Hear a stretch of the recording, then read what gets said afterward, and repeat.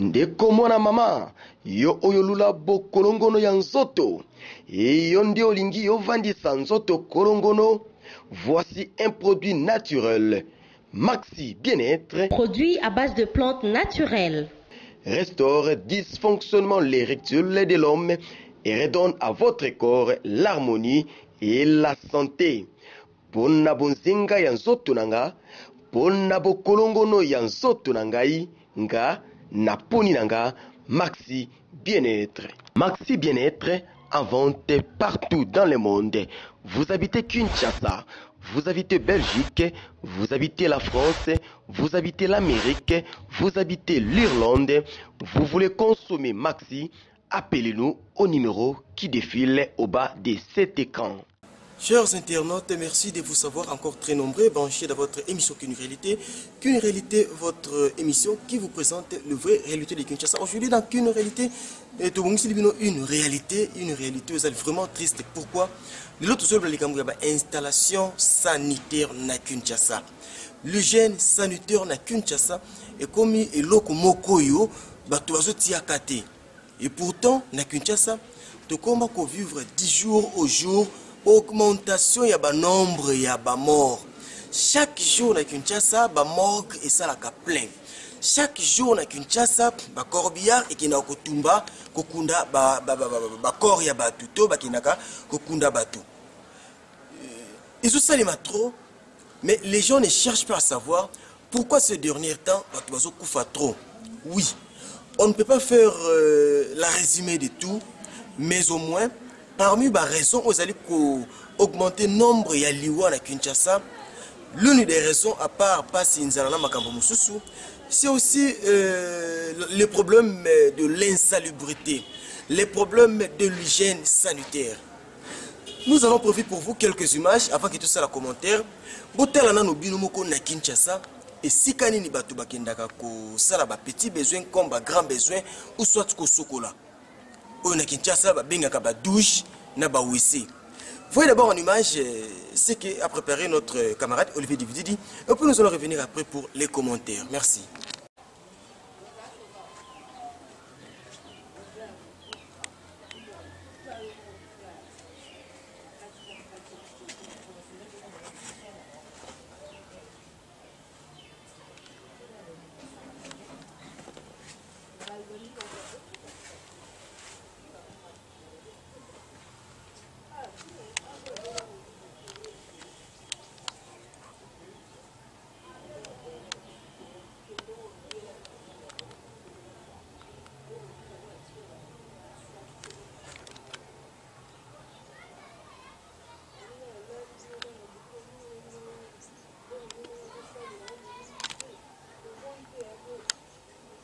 Mbote ndeko. Mbote. To moni ba installation sanitaire o yabino awa mais ba condition penza to moni liango eza penza bien te, toilette malonga te, de douche eza bien te. Yebse biso na no bo vivaka ndenge nini na ba condition wana. Bon, to vivaka na difficulté makasi parce que ba condition mboka ngoni zo sengela. Makoki pena ya kosala ba toilette pesa ke ya bien, ya propre ndenge mutu akoza ela esati.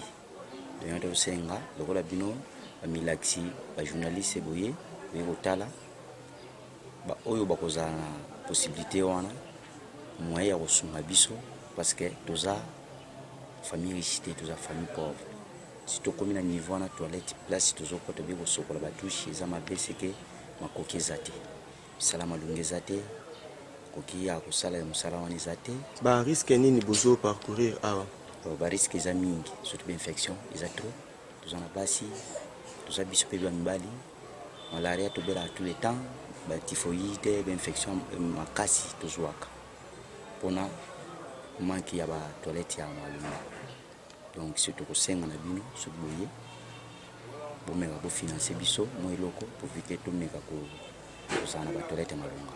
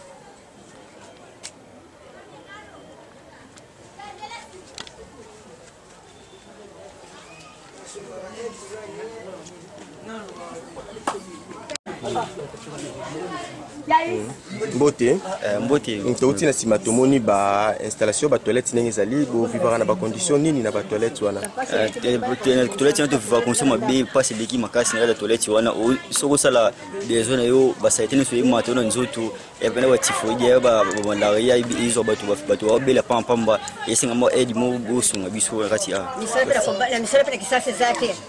nini yoko kolo bana bandeko ya millennium oyo ba baye vers bino ko pesa bino loboko na olo bagaki merci pour nzambi apesi bino pour te ya apo bomona makambo to mona ana kati a na RDC pour salite likitu esinga bino mi kontibo e debiso esama bien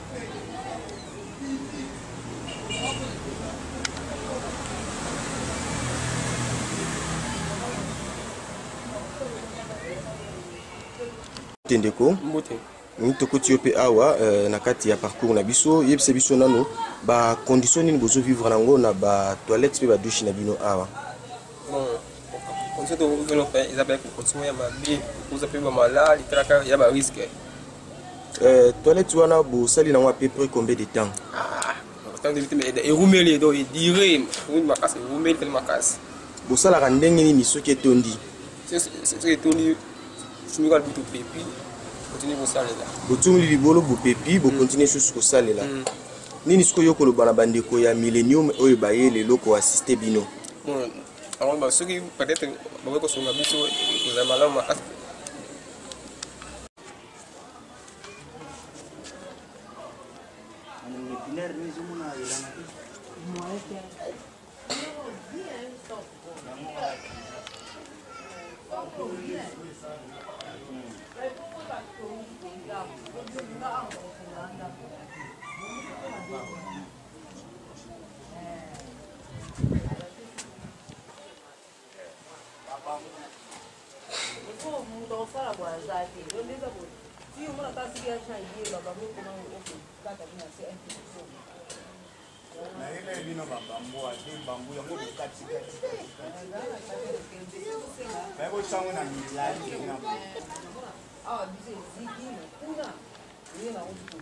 Ndeko bandeko ya millennium baye ko rendre bino visite pour balingi ba nika kotia bino maboko mais tomoni ba installation sanitaire la bino ba toilette ba condition nini ezaleli ibse so moke bo vivaka ndenge nini na ba installation modèle bon ngana sepeli puisque nemboye boye bon wese pena donc bien te ba salité donc ba gaz bon d'air donc ba ngongi pe lisusu donc puisque ba salité leki bo vivaka ba risque nini bo parcours aka na sima ya kovanda pembeni ya ba kokota na ba toilette o eza bien te bon d'air en plus que so pe ba mbule donc buka na rapé donc na position moya salité pe nyonso ko bima pe libanda pe tondi et bimaraté infection ba infection de kaka eza ko landa landa. Merci. Vous venez de voir en image ce que représentent les installations sanitaires dans Kinshasa. Bon, ils ont tellement belé certaines parcelles, il y a un bébé sauté, on n'était pas le bienvenu chez eux. Tout monde n'a pas si, mais bazo ko kapete ko bimisango, polele tout ça. Bon moni bisika bato bakendaka ko sala toilette, bisika bato bakendaka ko sokola.